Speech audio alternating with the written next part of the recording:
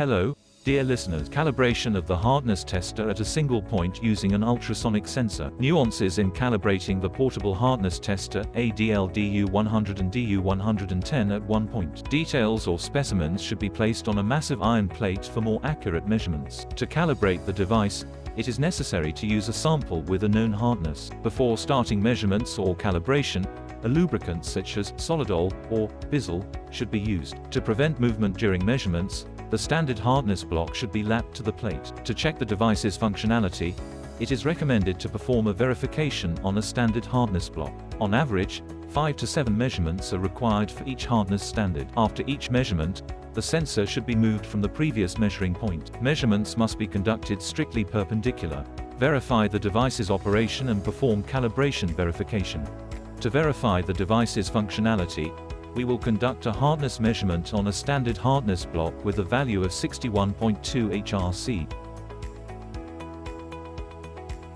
We perform a series of measurements. The values correspond to the standard hardness block with the reference value of 61.2 on the Rockwell scale. Calibration of the device at a single point. We are using a sample with a hardness of 50 to 51 HRC, which was previously measured on a stationary hardness tester.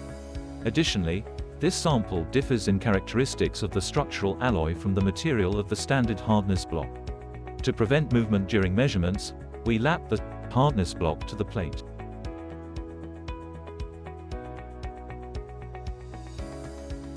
We are conducting a series of measurements.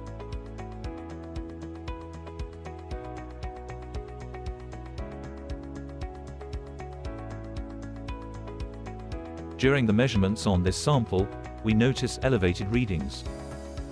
For accurate results, it is essential to perform a single-point calibration. To do this, follow these steps. Press the key 5 to access the calibration menu. Enter the service password.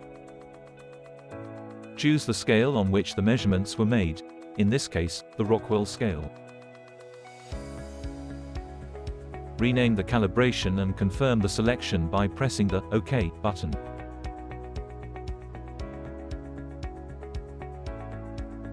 Perform a series of measurements.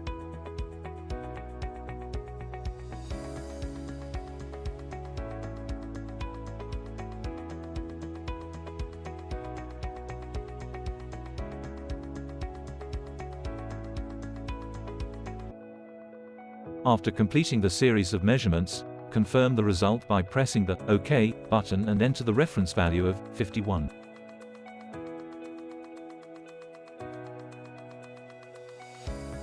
Calibration is successfully completed. Now, by pressing the Back button, we return to the main menu, and then press the 5 button to access the calibration section. Next, in the Custom section, we select the calibration we just performed. We proceed with the measurements.